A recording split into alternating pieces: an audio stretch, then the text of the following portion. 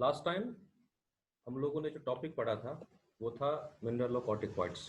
और मिनरलोकॉर्टिकॉइड्स में मैंने आपको बताया था कि सबसे जो प्रिंसिपल मिनरलोकॉर्टिकॉइड है या सबसे अहम जो है मेजर मिनरलोकॉर्टिकॉइड वो है एल्डोस्टेरोन।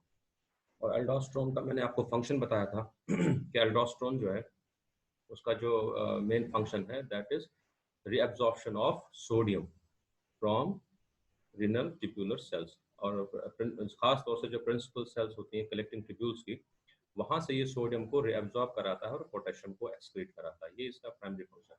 सिर्फ किडनीज पे ही नहीं, किडनीज के अलावा भी इसका जो इफेक्ट है वो आपके सैलिवरी ग्लैंड्स पे भी है। वहाँ की जो सिक्रीशंस हैं सलाइवा, उसमें से सोडियम को वापस रीअब्जॉर्ब करता है, बॉडी में लाता है। या कोलन पे इसका इफेक्ट है, या स्वेट ग्लैंड्स पे इसका इफेक्ट है, सेम इफेक्ट रखता है। कि ये बेसिकली दिस इज मिनरलोकॉर्टिकॉइड्स क्या है, खासतौर से एल्डोस्टेरोन, सोडियम कंजर्विंग हार्मोन। ये हम पढ़ चुके हैं। फिर हमने देखा कि अगर इसकी डेफिशिएंसी हो जाए, कमी हो जाए एल्डोस्टेरोन की, तो उसकी वजह से क्या होगा, बॉडी से सोडियम लॉस होगा और फ्लूइड लॉस होगा, कार्डियक आउटपुट कम हो जाएगा और फाइनली शॉक लाइक कंडीशन पैदा हो सकती है और मरीज की डेथ हो सकती है, पेशेंट कैन डाई। और इसकी ज्यादती हमने देखी, उसमें क्या इफेक्ट होता है। तो आज हम देखेंगे इसका रेगुलेशन। एल्डोस्टेरोन हार्मोन, हम हर हार्मोन का रेगुलेशन पढ़ते आ रहे हैं कि हर हार्मोन कैसे रेगुलेट होते हैं। और आज हम देखेंगे कि ये जो मिनरलोकॉर्टिकॉइड एल्डोस्टेरोन है इसका रेगुलेशन कैसे होता है। इसकी रेगुलेशन में जो खास चीज है जो मैं आपको बताना चाह रहा हूँ तो ये है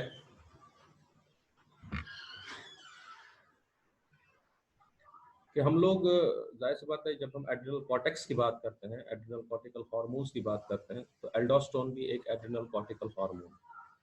और एड्रिनल कॉर्टिकल हार्मोन्स का अगर आपको याद हो कि इसका जो रेगुलेशन है पिट्यूटरी के एक हार्मोन से होता है जिसको हम एड्रिनोकॉर्टिकोट्रोफिक हार्मोन कहते हैं, ACTH। ये एंटीरियर पिट्यूटरी से आता है, इसका नाम ही है एड्रिनोकॉर्टिकल ट्रॉफिक हार्मोन, यानी एड्रिनल कॉर्टेक्स के हार्मोन्स का रेगुलेशन करता है, उसके ऊपर ट्रॉफिक इफेक्ट है इसका। तो यहाँ पे जो हार्मोन है एल्डोस्टेरोन, इसके ताल्लुक से भी हमारे जहन में एक राय बनेगी, जाहिर सी बात है ये भी एड्रिनल कॉर्टिकल हार्मोन है तो ये भी ACTH से रेगुलेट होता होगा, लेकिन ऐसा नहीं है। हकीकत ये है कि ACTH का, जो कि एड्रिनोकॉर्टिकोट्रोफिक ACTH एड्रिनोकॉर्टिकोट्रोफिक हार्मोन है, इसका एल्डोस्टेरोन की रेगुलेशन पे बहुत ही स्मॉल इफेक्ट होता है। यानी ACTH जो है एल्डोस्टेरोन की सिक्रीशंस को बढ़ाने में या घटाने में ये इसका रोल नहीं है, बहुत कम रोल है। हाँ, ACTH जरूर चाहिए एल्डोस्टेरोन बनने के लिए, यानी एल्डोस्टेरोन सिक्रीट हो रहा है उसके लिए ACTH तो जरूर चाहिए, लेकिन ACTH इसकी सिक्रीशंस को रेगुलेट नहीं करता, यानी बढ़ाने घटाने में इसका रोल नहीं है। थोड़ी सी क्वांटिटी में भी ACTH आए तो सफिशिएंट एल्डोस्टेरोन बनता है, और सिर्फ उसके बनने के लिए ACTH जरूरी है, लेकिन रेगुलेशन के लिए ACTH जरूरी नहीं है। ये एक खास बात है इसकी। इनफैक्ट अगर आपको याद हो कि एल्डोस्टेरोन जो एड्रिनल कॉर्टेक्स है, इसकी 3 लेयर्स हमने पढ़ी थी। Outer layer was zona glomerulosa, फिर जोना फेसिकुलेटा और जोना रेटिकुलरिस। इसमें जो मिनरलोकॉर्टिकॉइड एल्डोस्टेरोन है वो आउटर लेयर से, यानी जोना ग्लोमेरुलोसा से सिक्रीट होता है। इसका रेगुलेशन बिल्कुल ही अलग होता है, इंडिपेंडेंट होता है दूसरी दोनों लेयर से, यानी जो ग्लूकोकॉर्टिकॉइड्स हैं और जो एंड्रोजन सिक्रीट होते हैं अंदर की 2 लेयर से, इनसे इंडिपेंडेंट होता है। आउटर लेयर जोना फेसिकुलेटा से जोना ग्लोमेरुलोसा से जो एल्डोस्टेरोन आता है उसका रेगुलेशन ACTH से नहीं होता है, जबकि जो अंदर की 2 लेयर्स हैं जहां से ग्लूकोकॉर्टिकॉइड्स आते हैं और एंड्रोजन्स आते हैं, उनका रेगुलेशन जरूर ACTH से होता है। लेकिन एल्डोस्टेरोन के रेगुलेशन में पहली चीज आपको याद रखनी है कि ये ACTH से रेगुलेट नहीं होता। ACTH इसकी सिक्रीशन के लिए बस जरूरी है, बनने के लिए जरूरी है, लेकिन रेगुलेशन नहीं है। दूसरी चीज अब हम देखेंगे कि ACT, इसका एल्डोस्टेरोन का जो रेगुलेशन है, ये मेनली इसका जो ज्यादा इसका जो रिलेशन है वो हमारी बॉडी के इलेक्ट्रोलाइट की कंसंट्रेशन से ज्यादा रिलेटेड है, ज्यादा उससे वाबस्ता है। यानी हमारे ECF में कंसंट्रेशन कितना है सोडियम पोटेशियम का, या इसी तरह से हमारा ECF वॉल्यूम कितना है, या हमारा आर्टेरियल प्रेशर कितना है, ब्लड वॉल्यूम कितना है। तो ये सब जो चीजें हैं, एल्डोस्टेरोन ज्यादा इनसे मुनासिबत रखता है, इससे ज्यादा रिलेशन है एल्डोस्टेरोन के रेगुलेशन का। यानी एल्डोस्टेरोन का रेगुलेशन ज़्यादा मुतासिर होता है इन सब चीज़ों से, यानी ब्लड प्रेशर से, ब्लड वॉल्यूम से, ईसीएफ के इलेक्ट्रोलाइट कंसंट्रेशन से। तो ये दूसरी चीज़ आपको याद रखनी है कि एल्डोस्टेरोन, जब हम आगे पढ़ेंगे किसी वक्त कि ये किस तरह से, क्योंकि एल्डोस्टेरोन आप हमने फंक्शन पढ़ा है कि ये सोडियम रिएब्जॉर्ब करता है, पोटेशियम एक्सक्रीट करता है, तो जाहिर सी बात है इसका जो रेगुलेशन है वो इन्हीं फैक्टर से रिलेटेड है। हमारे ईसीएफ में कितना सोडियम है, कितना पोटेशियम है, इससे ज़्यादा रिलेटेड है। दूसरा, चूंकि सोडियम का रिलेशन हमारे बॉडी वॉल्यूम से है, ब्लड वॉल्यूम से है, तो जाहिर सी बात है हमारे ब्लड वॉल्यूम में कहीं भी चेंजेस आ जाती हैं तो उससे एल्डोस्टेरोन का सिक्रीशन मुतासिर होता है। इसी तरह से आर्टेरियल प्रेशर, देखिए वॉल्यूम बढ़ने से प्रेशर बढ़ सकता है, वॉल्यूम घटने से प्रेशर घट सकता है। इसीलिए आर्टेरियल प्रेशर भी अगर किसी वजह से कम या ज़्यादा हो जाए तो वो भी एल्डोस्टेरोन की सिंथेसिस को मुतासिर करते हैं। अब कौन कौन सी चीजें हैं जो बेसिकली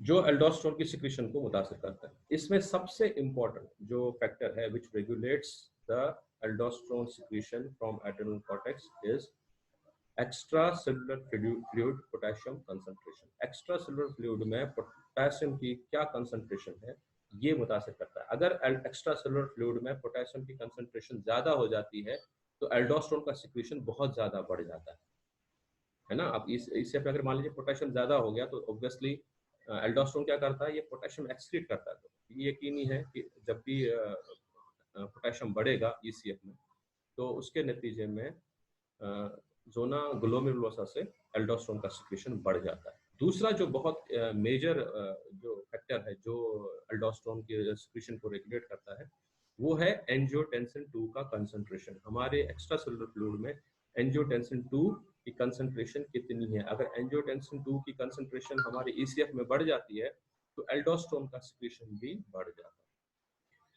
ये हम किसी वक्त इसको डिटेल में पढ़ेंगे, लेकिन अभी मैं आपको बताता चलो कि एंजियोटेंसिन 2 क्या है। बेसिकली एंजियोटेंसिन 2 एक वैसोकंस्ट्रिक्टर है और ये उस वक्त रिलीज होता है जब हमारी किडनीज की तरफ जो ब्लड फ्लो है वो कम हो जाए। किसी वजह से किडनीज की तरफ डिमिनिश्ड ब्लड फ्लो जाता है, चाहे वो लो वॉल्यूम की वजह से हो, है ना, और या लो प्रेशर की वजह से हो या सोडियम लॉस की वजह से हो। जब कभी भी किडनीज की तरफ लो डिमिनिश्ड ब्लड फ्लो जाता है तो वहां से एक हार्मोन जिसको हम रेनिन कहते हैं वो सिक्रीट होता है, और ये रेनिन जो है ये फाइनली एंजियोटेंसिन 2 की प्रोडक्शन करता है। हमारे ब्लड में जो है एंजियोटेंसिन 2 बनने लगता है, और इस एंजियोटेंसिन 2 का बेसिकली मकसद ये है कि ये जो ब्लड प्रेशर कम हुआ है उसको वापस रेस्टोर करे, क्योंकि ये वैसो कंस्ट्रक्टर है।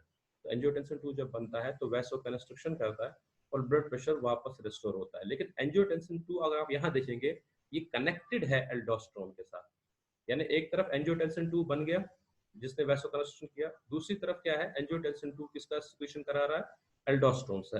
एल्डोस्टेरोन का एड्रेनल कॉर्टेक्स है। जब एल्डोस्टेरोन निकलेगा ये क्या करेगा, ये सोडियम रिअब्सॉर्ब करेगा, वाटर रिटेन करेगा, मतलब बॉडी में पानी वॉल्यूम बढ़ाएगा।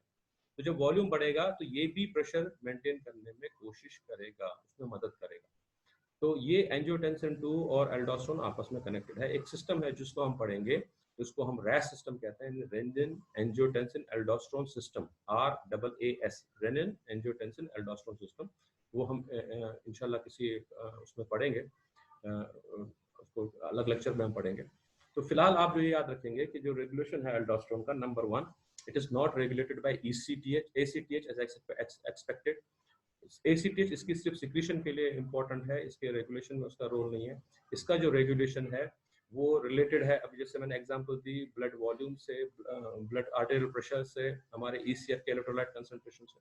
और दो चीजें इसे मुतासर करती हैं इसके सिक्रीशंस को एल्डोस्टेरोन की। Number 1 is the potassium concentration और number 2 is the angiotensin 2 concentration.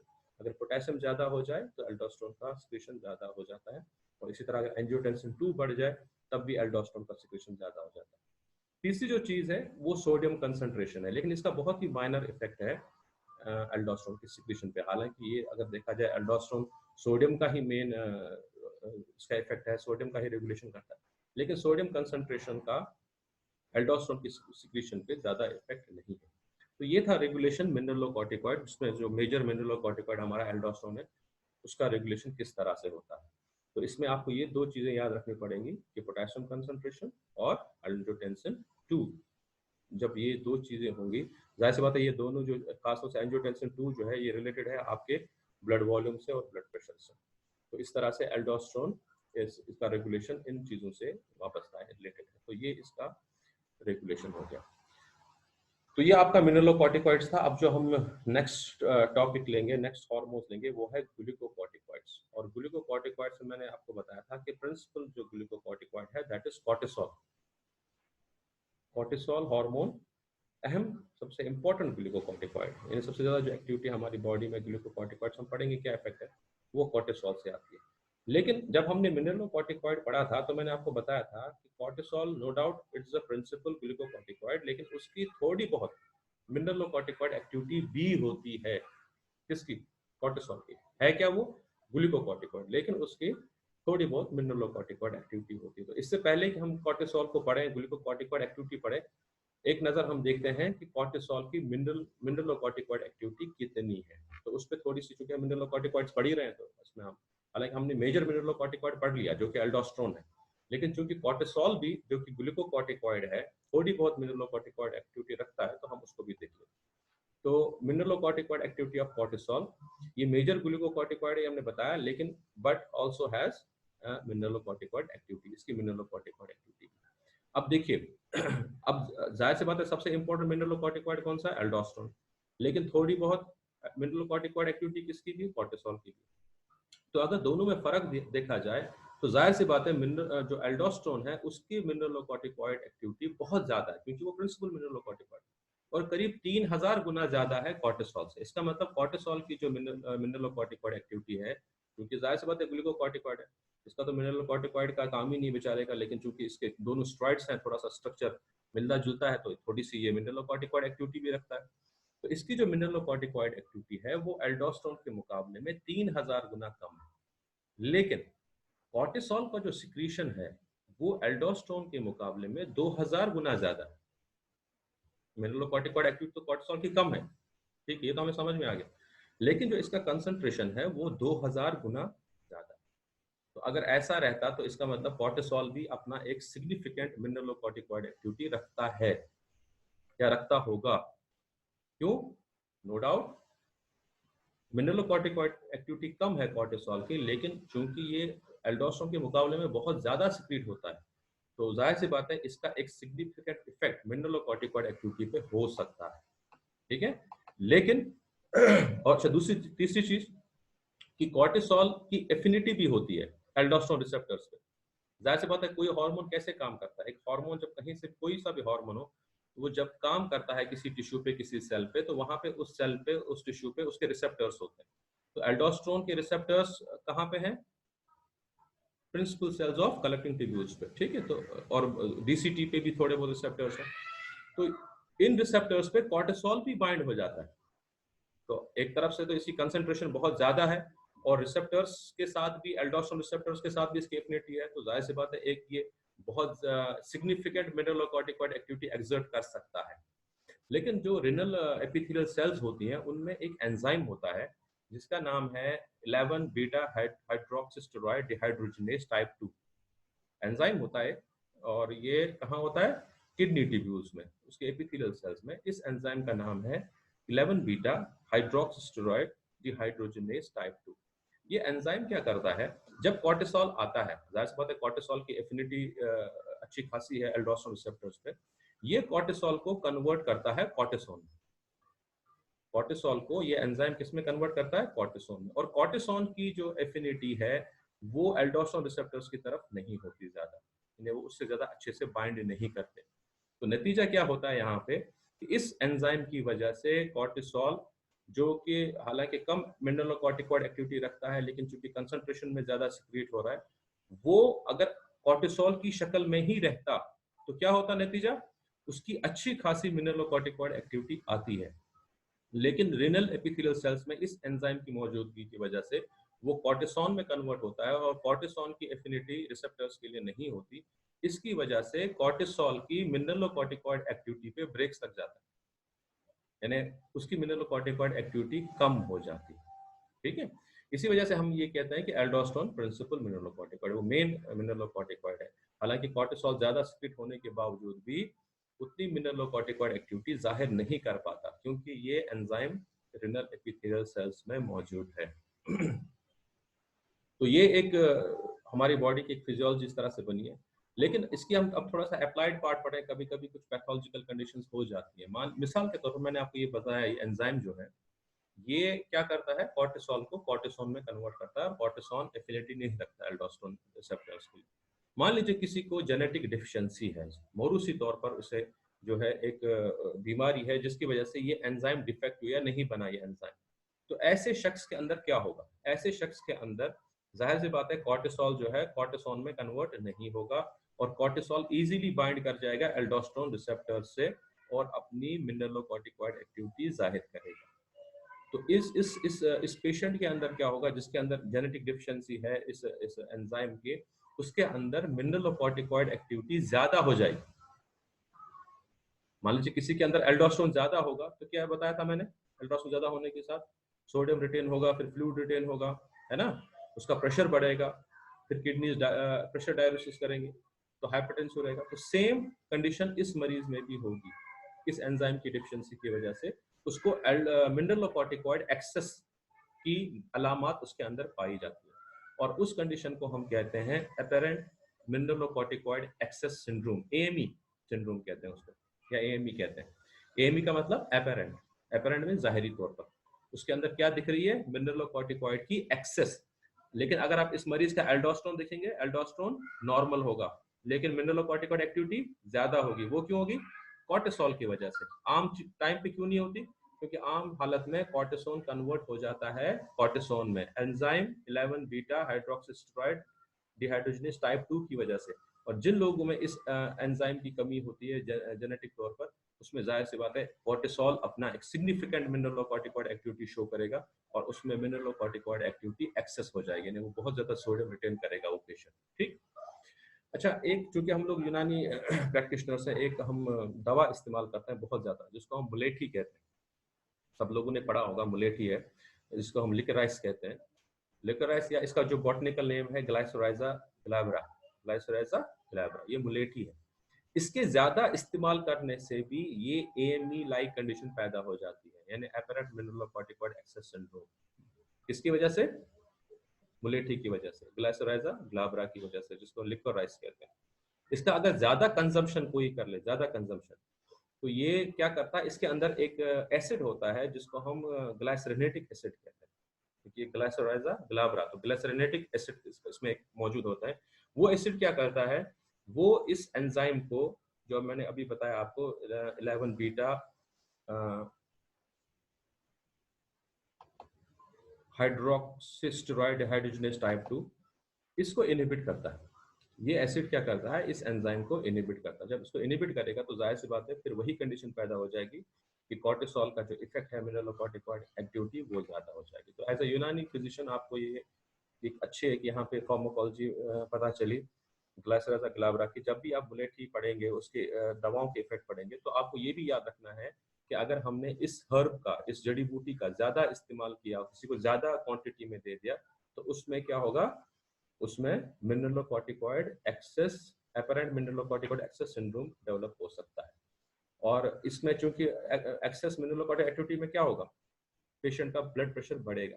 तो इसीलिए जिन पेशेंट्स में ब्लड प्रेशर बढ़ा रहता है, जिन पेशेंट्स में ब्लड प्रेशर ऑलरेडी हाइपरटेंशन, किसी और वजह से हाइपरटेंशन है उनको, तो उनके अंदर मुलेठी का इस्तेमाल कम करना चाहिए। ये दवा एज ए यूनानी हकीम, आप अगर किसी का प्रेशर बढ़ा है तो उसको मत दीजिए, क्योंकि जब आप ये दवा देंगे इसकी वजह से क्या होगा, ये जो आपका एंजाइम है 11 बीटा हाइड्रोक्सीस्टेरॉइड डिहाइड्रोजनेज टाइप 2, इसकी एक्टिविटी कम हो जाएगी, कॉर्टिसोल ज्यादा मिनरलोकॉर्टिकॉइड एक्टिविटी करेगा, उसके अंदर सोडियम रिटेन होगा, तो जिसकी वजह से उसका प्रेशर और बढ़ सकता है। तो ये आज इतना ही पढ़ेंगे, और इंशाल्लाह नेक्स्ट टॉपिक में हम ग्लूकोकॉर्टिकॉइड्स लेंगे, जो कि कॉर्टिसोल, इसका जो मेन इफेक्ट है कॉर्टिसोल का, वो ग्लूकोकॉर्टिकॉइड एक्टिविटी है। लेकिन चूंकि कॉर्टिसोल जो है मिनरलोकॉर्टिकॉइड एक्टिविटी भी रखता है, इसीलिए आज मैंने आपके साथ ये डिस्कस किया कि इसका जो मिनरलोकॉर्टिकॉइड के बारे में भी आपको पता होना चाहिए। तो आज हमने दो चीजें पढ़ी। Number 1 is the regulation of aldosterone, जो कि एसीटीएस से नहीं होता। खास बात, एसीटीएस उसके सिक्रीशन के लिए जरूरी है, रेगुलेशन में उसका कोई रोल नहीं है। एल्डोस्टेरोन का जो मेन रेगुलेशन होता है वो दो चीजों से होता है, extra cellular fluid potassium concentration, and number 2 angiotensin 2 concentration in extra cellular fluid. ये दो इसके रेगुलेटर्स हैं। और हमने आज पढ़ा कि कॉर्टिसोल की मिनरलोकॉर्टिकॉइड एक्टिविटी कितनी होती है। जाहिर सी बात है वो क्वांटिटी में हालांकि कम होती है, लेकिन ज़्यादा क्वांटिटी में सिक्रेट होता है तो उसकी ज़्यादा एक्टिविटी हो सकती थी। लेकिन किडनी एपिथेलियल सेल्स में जो एंजाइम है वो उसे कॉर्टिसोन में कन्वर्ट करता है, जिसकी वजह से, और कॉर्टिसोन की एफिनिटी नहीं होती एल्डोस्टेरोन रिसेप्टर से, जिसकी वजह से कॉर्टिसोल का इफेक्ट जो है वो कंट्रोल में रहता है। उसका जो मिनरलोकॉर्टिकॉइड एक्टिविटी है वो हमारे बॉडी में कंट्रोल में रहती है। लेकिन अगर किसी भी वजह से ये एंजाइम या तो जेनेटिकली पैदा खराब हो, या कोई दवा हमने ऐसी दी मरीज को, पेशेंट को, जिसकी वजह से ये एंजाइम दब गया, तो उसमें मिनरलोकॉर्टिकॉइड एक्सेस सिंड्रोम हो सकता है। बहुत बहुत शुक्रिया आपका। अगर कोई भी सवाल है तो आप पूछ सकते हैं, एक एक करके।